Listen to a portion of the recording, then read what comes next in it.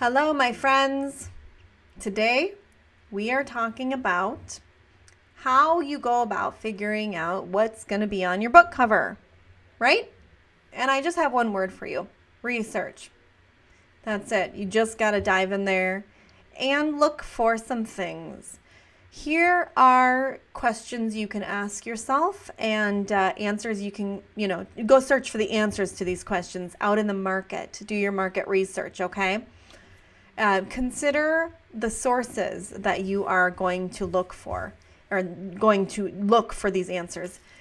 Not only would you want to go visit a big behemoth like Amazon, but you may go to local bookstores to actually get a book cover in your hand instead of looking on the screen and just dealing with the electronic version. Maybe it's a bit visually different for you, especially if you are going to want to have a hard copy book as well as an ebook.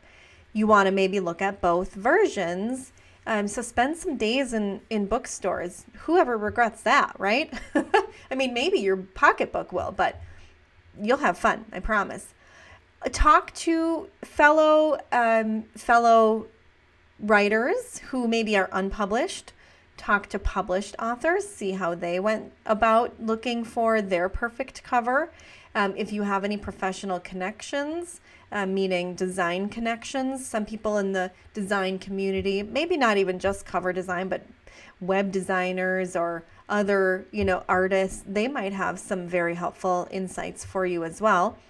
Do your Google research on, what makes a good book cover, but here are some specific questions and topics you can consider. First of all, what do you like and why? What do you not like and why? Your personal preferences matter. Of course, your readers' preferences matter as well, which is why you're going to the market for some of these answers. So, what do you like? That's absolutely valid. But what do your readers like? What is currently on the market in your genre and in your topic? Maybe your topic spans a couple genres. There might be some nonfiction, self-help, or personal development that deals with this. So you may dabble in both areas, but I want to encourage you to look at other memoirs on your topic or a related topic and just see if there's some similarities in the book covers. See if there's drastic differences. See where yours in your mind, what you may vision at this point. See where your book might fit in with the variety of books in your genre on your topic, okay? So what you're looking for are like recent books to see what the recent trends are. You don't necessarily want to rely on a book that's 20 years old for cover design, because that may be implementing design elements that are, old now or overused, or they may have kind of gotten themselves cliched at some point. Maybe they're like a meme out there somewhere. But, look for more recent publications that have, some similarities with your particular book. And then go ahead and, see if there is a way to pull your readers, maybe not directly, but what you want to do is look for third-party sites that have connection with your readers. So if your book is on some mental health issues, maybe there are some particular like nonprofit sites or something that are related, and they may have some design elements in their logos or colors or something that may be comforting for your readers or something. See what your readers might be drawn to in other areas. For example, if you are writing to women who, share some particular characteristics or demographics, they may have preferences that are more common to the group than if they were, of a different category. Let's say you're looking at an older or middle-aged crowd and versus a younger crowd. Younger readers may like different elements based on the fact that they are seeing more things, out there in the other places they're visiting online or other books that they're reading.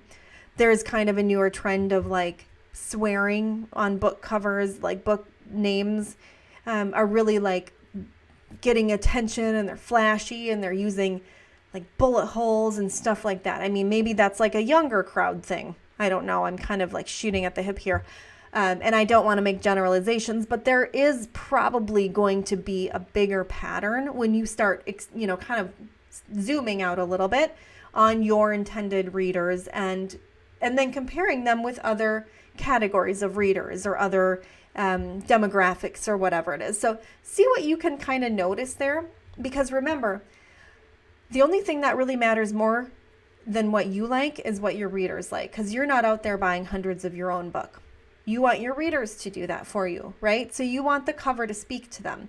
So the more you can identify what your readers prefer, the more you can identify what they like or don't like, the better you're going to be able to deliver something that they're connected to as far as book cover goes. I know it probably feels like we're talking about this very minor detail, but I do want to make sure that you understand that your book cover can be like the thing that makes or breaks a sale. It really can be. So think about what your readers like, and then consider, just little design elements or illustrations or colors, those types of things. What do you think portrays your story the best? What being used in the market or what things that you're interested in help you portray your story in a way that connects with the readers? So let's talk about this. You are writing a memoir. You may consider a photo of yourself in whatever age category. Maybe you're writing it about your childhood and you want to use a childhood photo. What about using your photo on your cover will connect with your readers? What about that photo will give them a feeling, inspire something from them, bring something up to the surface? Might they be able to connect to the activity happening in the photo or the look on your face or something to that effect, right? So what about your story is going to be tied in by the elements that you choose to display on your cover? I'll give you an example. A real life example. A client of mine just published her book, and her memoir was about this trip she took in 3-month trip in the Indian Ocean, right? That's a pretty big thing. And her title is I Want to Go Home. Now, she talks about some history in that book, healing from sexual abuse and a rape and all of that. That's what her book's about, but because it takes place in the ocean, she kind of went with this like ocean water feel. It's not very specific. It's not like you're going, oh, I know exactly where this is taking place, or I know exactly what happened in her story. But it's about kind of emulating an emotion or a setting of your book. If it took place in the mountains and the snow, might you have like a snowy mountain on your cover? That might not be what your story's about, but that connects us with your story and gives us an idea of how it feels to read your story. Are we going to have like a bone-chilling read because it's in the cold mountain? I don't know. So think about that. You don't have to use your picture if it's your memoir. You can, but you don't have to. You may choose to use something like a free stock picture. Maybe you have another photograph you want to use that's not of your face, or maybe it's of a house or something. You can use your own photographs, but there are many stock photos available. You have both free and paid options. Unsplash is something that I use a lot. It's free. Pixabay, Canva, those are some free options. And then you have some maybe more expanded variety options, but you do pay for the stock photographs like Shutterstock, Getty Images, Raw Pixel. So investigate. If you're going for a specific feel, or kind of the picture you're looking for, you may have some better luck with the paid options to find exactly what you want. And then make sure you know what your publisher is going to require as far as your cover dimensions and the size. Just because your book is a 6x9 doesn't necessarily mean much about your cover dimensions. some, publishers will require a specific level of quality to the image. Some will require, some, maybe extra room on a particular side.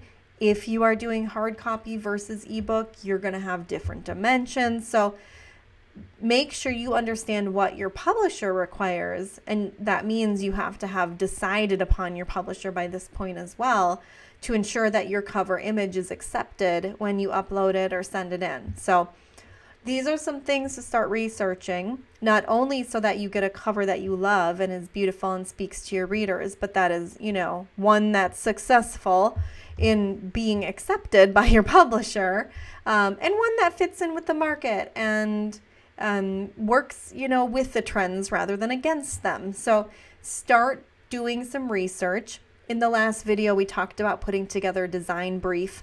This information that you're gleaning from your research, you can add to your design brief. You can continue adding to this thing and filling it out with snapshots of books, book covers that you like, color schemes that you like, stuff you don't. Don't forget about fonts. You want to make sure you understand what fonts are going to be appropriate for your book cover in your genre and all of that. What readers really like as far as fonts. Are we doing swirly loopies and it's hard to read? Or so yeah, just get wild with it, okay? I want you to get into this, do some research, test things out. You know your book title, so you can always play with fonts, especially on a free font site like Google Fonts or something. You can put in the word or the title and see how it displays in different fonts. So you get an idea of what you like, and go from there, okay? So come back. We're going to continue talking about some cover stuff, specifically software you can consider using if you are going to DIY this, and then we're going to move on with our discussion from there, okay? I will see you then.